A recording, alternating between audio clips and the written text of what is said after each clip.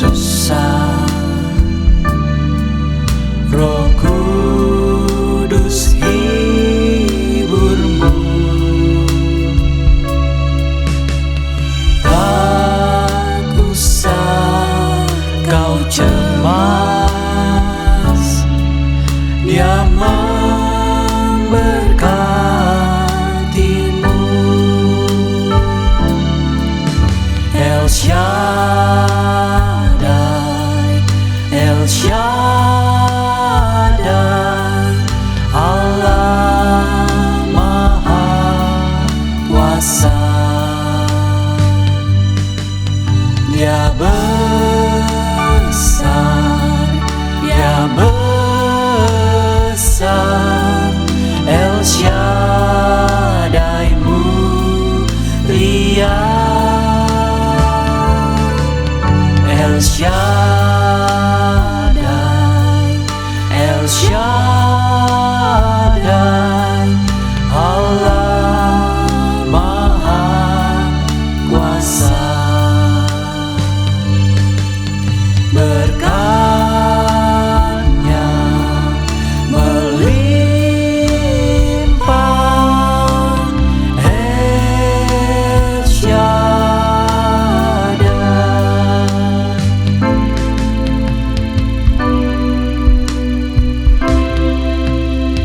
Tak usah kau takut, Allah menjagamu.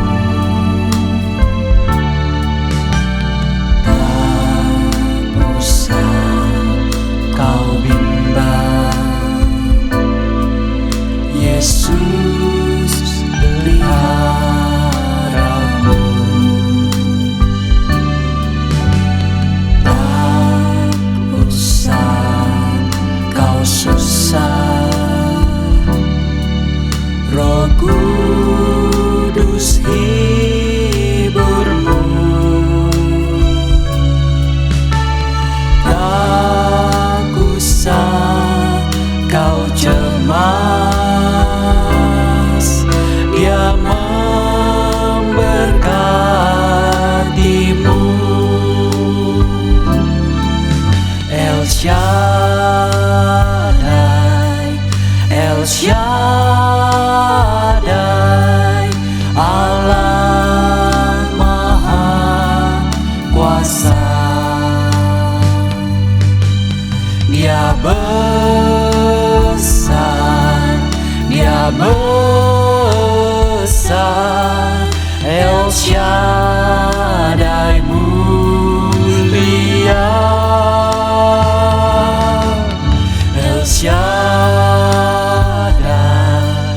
El Shaddai, Allah Maha Kuasa. Berkat-Nya melimpah, El Shaddai, El Shaddai, El Shaddai, Allah Maha Kuasa.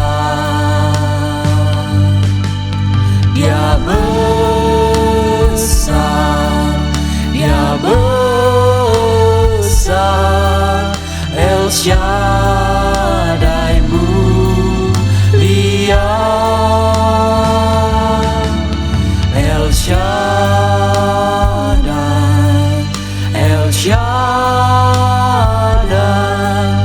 Allah Maha Kuasa. Berkat-Nya melimpah,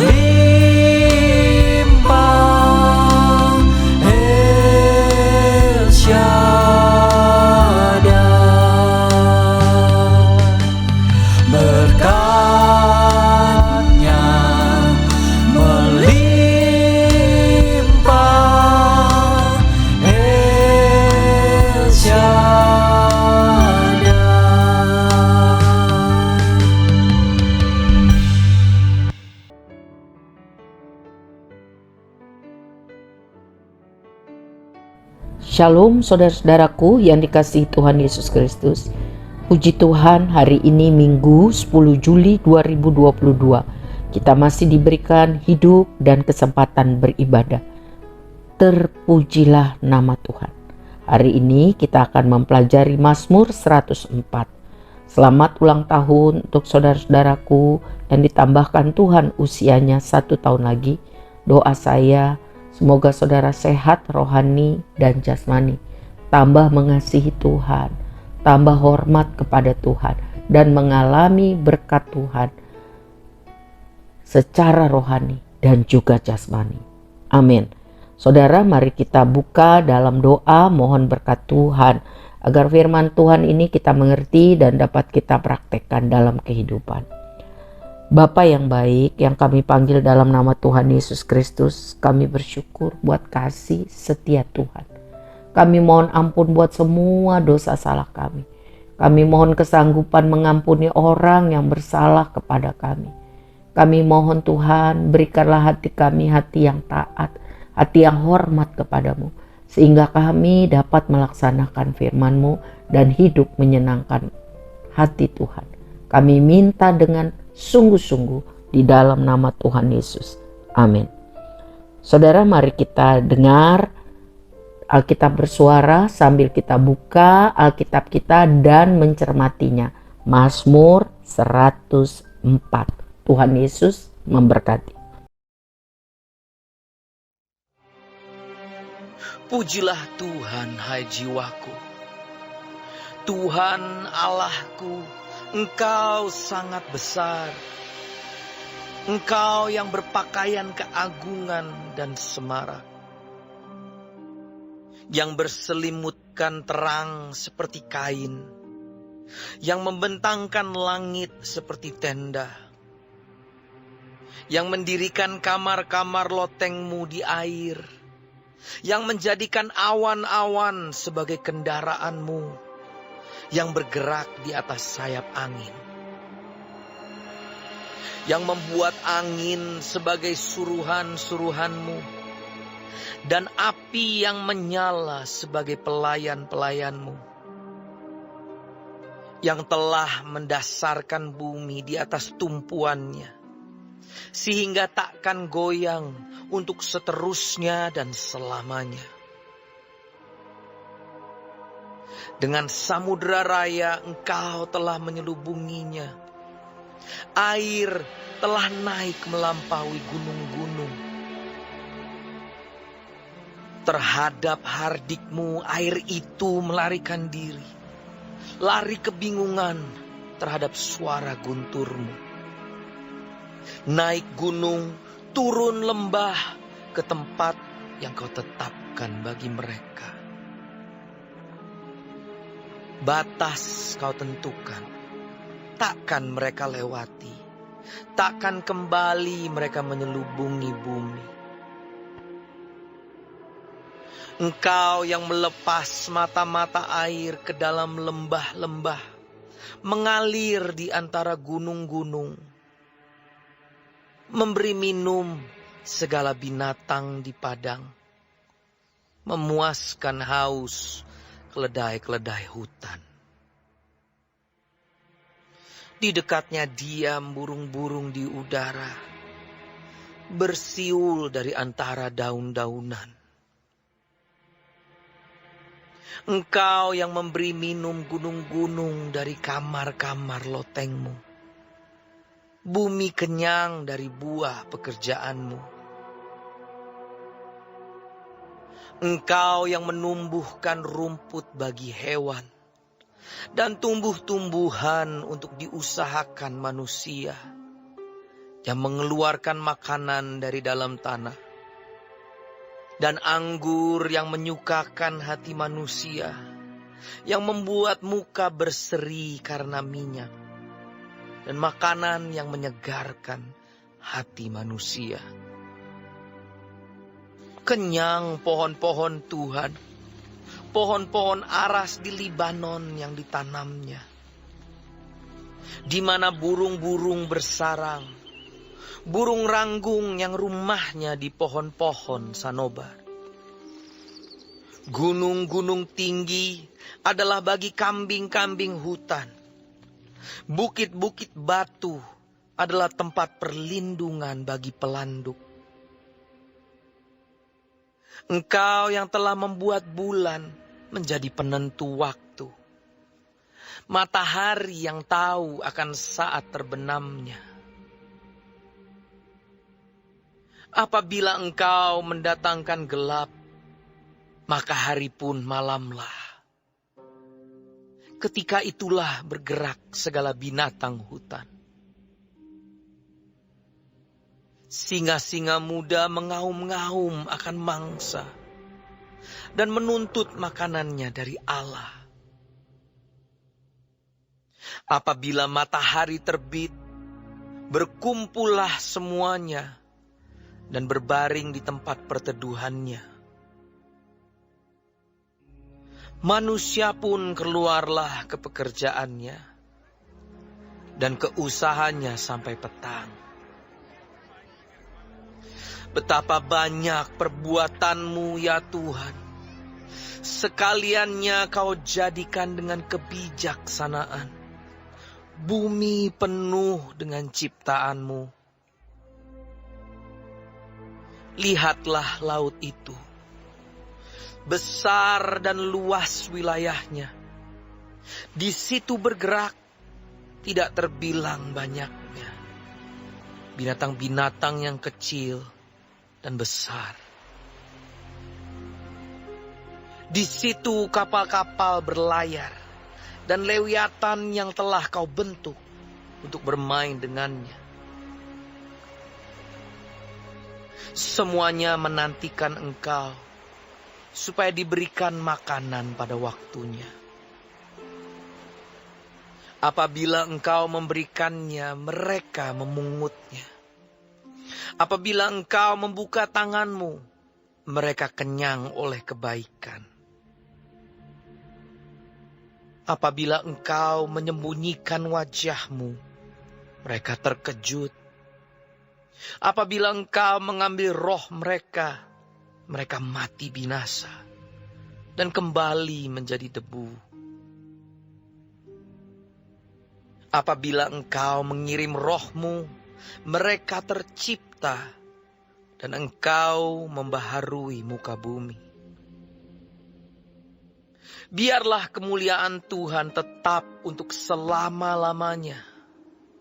Biarlah Tuhan bersuka cita karena perbuatan-perbuatannya. Dia yang memandang bumi sehingga bergentar, yang menyentuh gunung-gunung sehingga berasap. Aku hendak menyanyi bagi Tuhan selama aku hidup. Aku hendak bermazmur bagi Allahku selagi aku ada.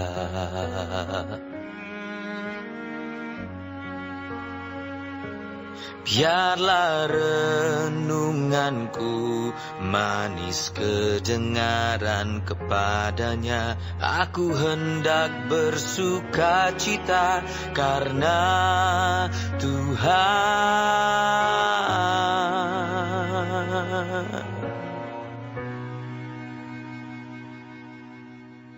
Biarlah habis orang-orang berdosa dari bumi. Dan biarlah orang-orang fasik tidak ada lagi. Pujilah Tuhan, hai jiwaku. Haleluya.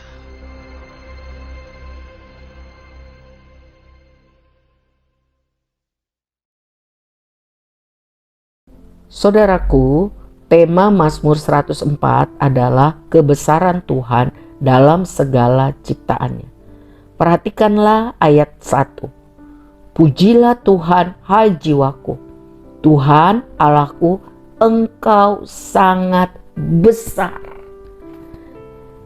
Mengapa demikian? Karena Tuhanlah pencipta.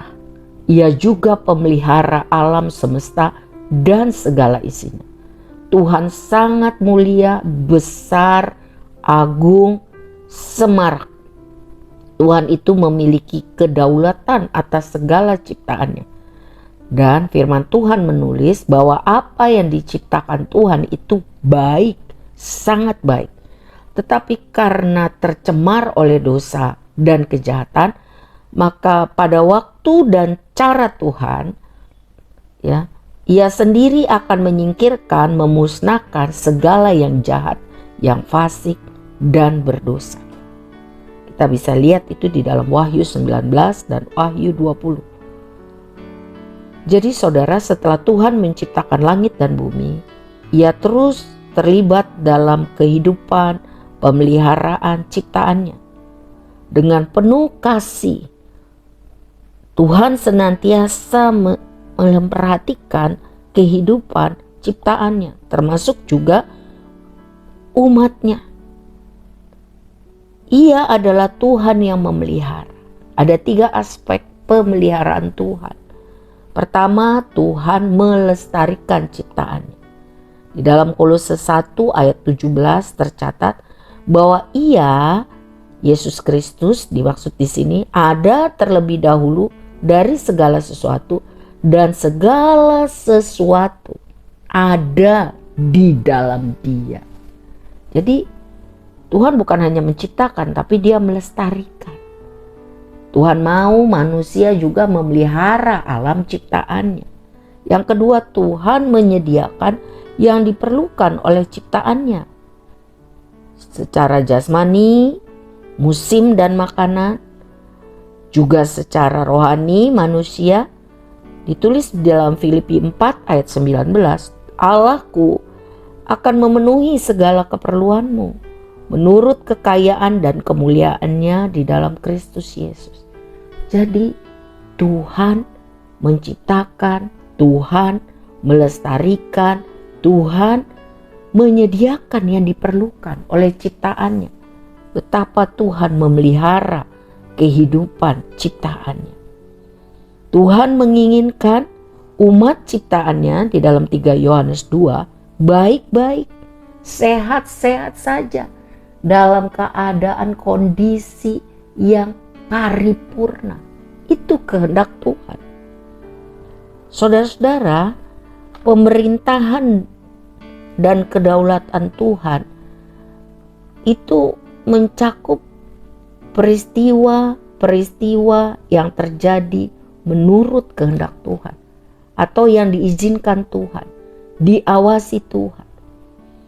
Tetapi dari 2 Korintus 4 ayat 4 tercatat bahwa iblis adalah ilah zaman ini dan menjalankan penguasaan yang cukup besar pada zaman yang jahat ini. Jadi saat ini dunia tidak tunduk pada kuasa pengaturan Tuhan secara sepenuhnya. Dunia sedang memberontak pada Tuhan. Dunia sedang diperbudak oleh iblis. Ya. Tapi hal ini, keadaan ini yang rusak hanya sementara saja. Pada waktu Tuhan, Wahyu 19 ayat 2 dan 20 mencatat, pada waktu Tuhan akan membinasakan iblis dan semua kekuatan yang jahat. Seperti apa yang didoakan di dalam Mazmur 104 ayat terakhir.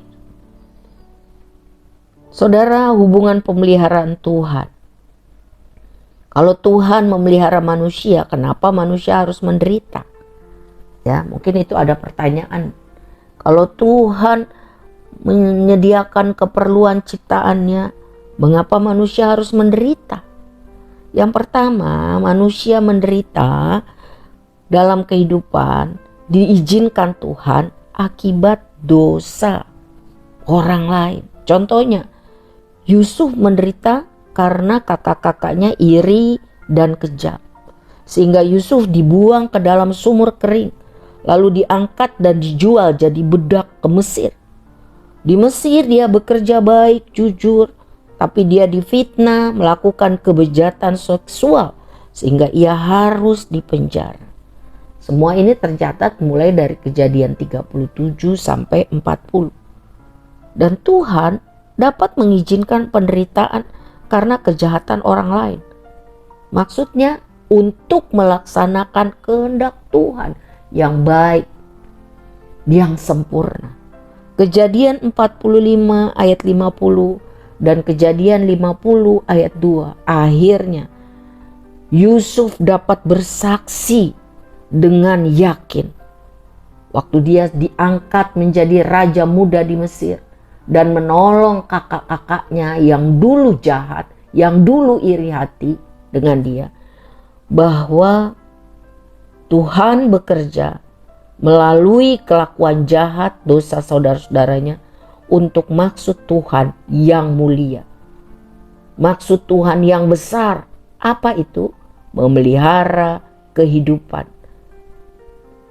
bangsa yang besar, nyawa banyak orang. Jadi Tuhan dapat bekerja melalui penderitaan akibat kejahatan orang lain. Yang kedua, penderitaan juga dapat dialami manusia akibat perbuatan dosa manusia itu sendiri, perbuatan dosa kita sendiri. Contohnya, karena kebejatan moral, karena tidak takut akan Tuhan, hidup dalam perzinahan. Akibatnya apa? Kehancuran pernikahan, kehancuran keluarga, broken home. Anak-anak tidak punya patokan contoh teladan yang benar. Generasi yang rusak. Berikutnya, keserakahan bisa mengakibatkan penjara, hukuman, kehilangan nama baik, hilang reputasi.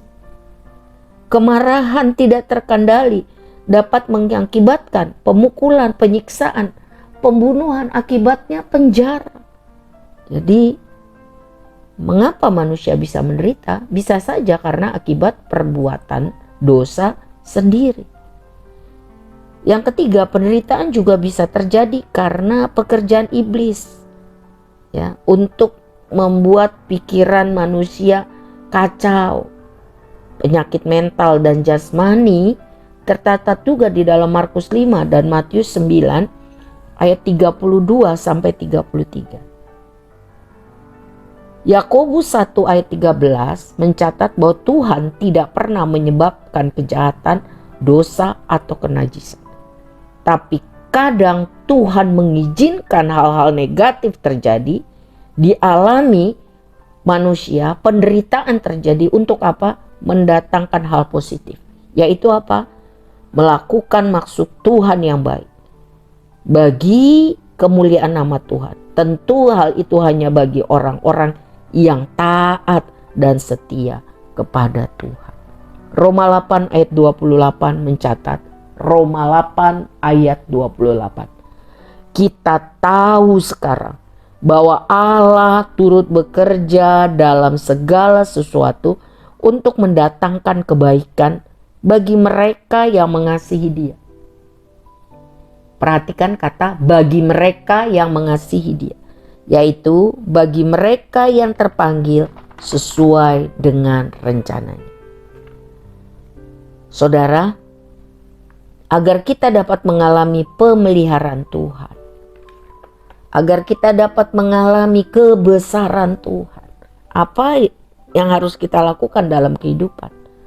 Yang pertama, kita harus taat kepada Tuhan, melakukan kehendak-Nya, mengakui otoritas Tuhan, hidup takut, hormat, takwa pada Tuhan. Dicatat di dalam Amsal 3 ayat 5 sampai 7. Untuk orang-orang yang melakukan atau hidup sesuai dengan apa yang tadi sudah dijabarkan, yaitu taat, hormat, takut, takwa kepada Tuhan, maka Tuhan akan meluruskan jalan-jalan mereka.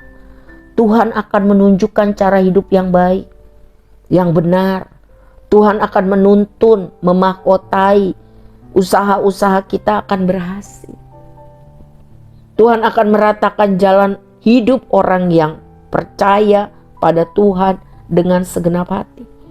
Tuhan akan mendatangkan segala kebaikan dalam kehidupan. Yang kedua, bagaimana caranya untuk mengalami pemeliharaan Tuhan yang luar biasa, kita harus senantiasa berseru kepada Tuhan di dalam doa, dalam puji-pujian, dan juga senang setia mendengar membaca firman Tuhan, dan tentu melakukannya. Sehingga iman kita bertumbuh, damai sejahtera dan kekuatan dari Tuhan diberikannya pada kita. Dan pada waktu dan cara Tuhan yang ajaib, kita akan menerima kasih karunia dan pertolongannya. Amin. Jadi saudara, rangkuman dari Mazmur 104, bahwa Tuhan itu berdaulat. Ia pencipta alam semesta dan segala sesuatunya yang luar biasa. Sebab itu kita harus sungguh-sungguh hormat kepada Tuhan. Bersyukur karena kasih, setia, kesabaran Tuhan. Memuji-muji Tuhan dengan perkataan dan perbuatan. Karena Tuhan luar biasa. Ia sungguh berhikmat. Ia penuh kasih, kebaikan, sabar. Tuhan mencipta dan memelihara, mengatur, memerintah kehidupan. Jadi kita, saya dan saudara dan seluruh ciptaannya sebenarnya sangat memerlukan Tuhan. Karena apa? Hidup dan mati kita benar-benar bergantung pada Tuhan. Bergantung penuh pada Tuhan. Karena itu mari kita hidup sungguh-sungguh sesuai kehendak Tuhan. Ia layak menerima segala pujian yang terbaik. Tuhan mau memberikan pada kita kelegaan dan sukaria. Ya. Lihatlah alam ciptaan Tuhan. Kita akan terkagum-kagum untuk kreativitasnya. Mari sediakan waktu untuk merenungkan dan menikmati alam penciptaan Tuhan. Sehingga hati kita bersuka cita karena Tuhan. Memuji-muji Tuhan. Karena Ia sungguh luar biasa. Ia besar, Ia agung, Ia mulia. Tapi Ia mengasihi kita. Ia peduli pada kita yang kecil, yang hina, penuh dengan kelemahan, kekurangan, dan dosa. Ia sabar. Ia masih memberi kesempatan kita hidup sampai hari ini. Mari kita bertobat dan sungguh-sungguh menghargai kesempatan yang Tuhan berikan. Dia sangat baik. Ia selalu ada bagi kita. Jadi mari kita hargai Tuhan. Jangan bermain-main dengan Tuhan. Jangan anggap enteng Tuhan. Takutlah akan Tuhan. Hormatilah Tuhan. Maka Ia akan meluruskan jalan hidup kita, menunjukkan cara hidup yang baik dan benar. Sehingga apa yang kita buat, Tuhan berkati, berhasil. Doa kita didengar Tuhan. Nama Tuhan dipermuliakan. Amin.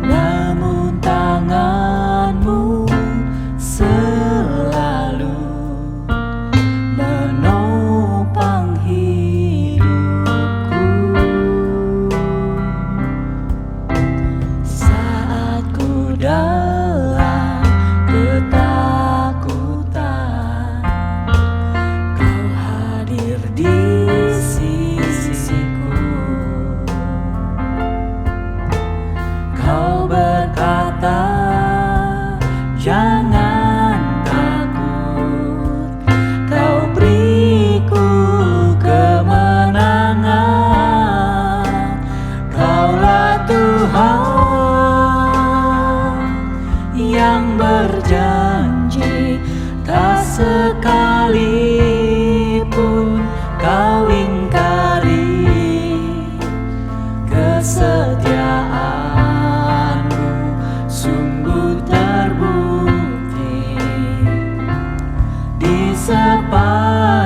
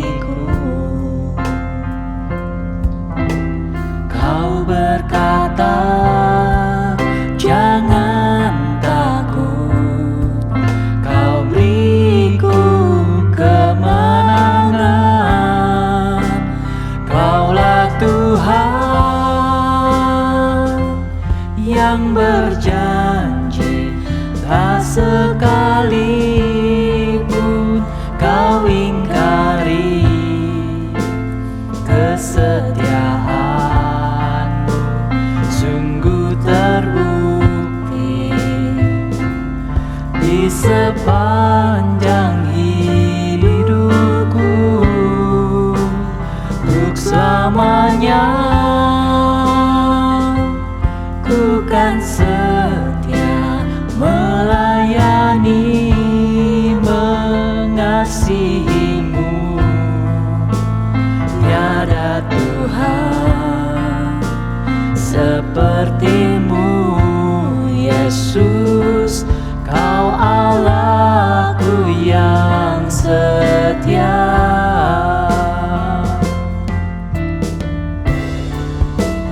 Kaulah Tuhan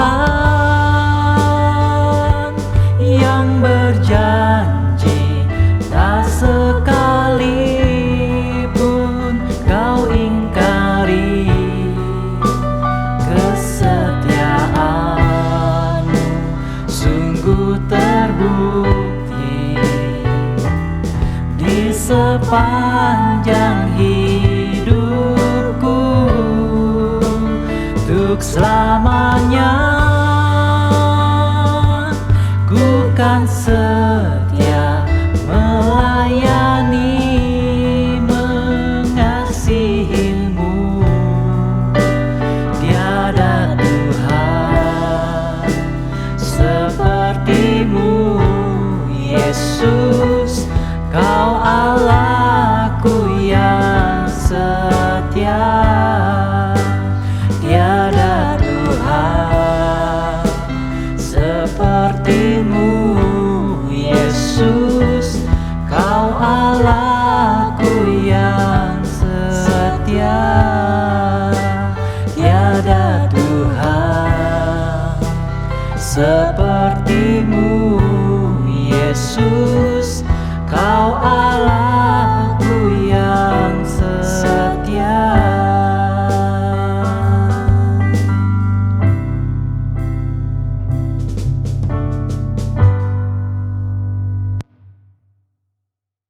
Mari kita bersatu dalam doa. Bapa yang baik, terima kasih kami sudah mempelajari Mazmur 104. Kami diajak untuk merenungkan ciptaan Tuhan, sehingga kami akan kagum kepada kreativitas, kuasa, kebesaran. Sehingga kami harus hidup hormat, takut, sungguh-sungguh bertakwa kepada Tuhan. Karena Tuhan sangat baik, Tuhan sangat mulia. Tapi Tuhan juga akan menghukum dan mengadili segala yang fasik, yang jahat, yang bebal pada waktu dan cara Tuhan. Tolong kami untuk hormat kepada Tuhan. Tuhan tahu kami tidak ada yang tersembunyi di hadapan Tuhan. Beri kami hati yang taat. Beri hati kami hati yang hormat kepadamu. Dijauhkan daripada kami hati yang keras dan kebebalan. Selama Tuhan masih kasih kami hidup, berarti masih ada kesempatan untuk kami bertobat. Biarlah kiranya kami termasuk orang-orang yang hidup mengasihi Tuhan, orang-orang yang hidup berjalan sesuai dengan rencana Tuhan, agar Tuhan turut bekerja dalam segala hal, mendatangkan kebaikan bagi hidup kami. Hidup yang menikmati Tuhan, hidup yang memuliakan Tuhan. Kami akan masuki minggu yang baru, Tuhan. Mohon Tuhan memberikan kekuatan baru, sukacita, damai sejahtera, hikmat untuk menjalani kehidupan sesuai dengan kehendak Tuhan. Bersama Tuhan kami tidak takut. Bersama Tuhan kami diberi kekuatan. Bersama Tuhan kami sanggup. Angkatlah tangan saudara. Terimalah berkat di dalam nama Tuhan Yesus. Kasih Allah Bapa yang sempurna dan kekal, persekutuan yang manis dengan Tuhan Yesus, doa syafaatnya untuk kita semua yang mau sungguh-sungguh hormat dan mengasihi, dan persekutuan yang indah dengan Roh Kudus akan mengajar kita hidup kudus, hidup yang baik, yang benar. Apapun yang kita kerjakan, Tuhan arahkan sehingga itu kudus bagi kemuliaan nama Tuhan. Tuhan menolong kita. Tuhan beserta kita. Di dalam nama Bapa, Anak, dan Roh Kudus, mari kita katakan amin. Saudara, jaga kesehatan, tetap protap prokes. Tuhan berkati. Amin.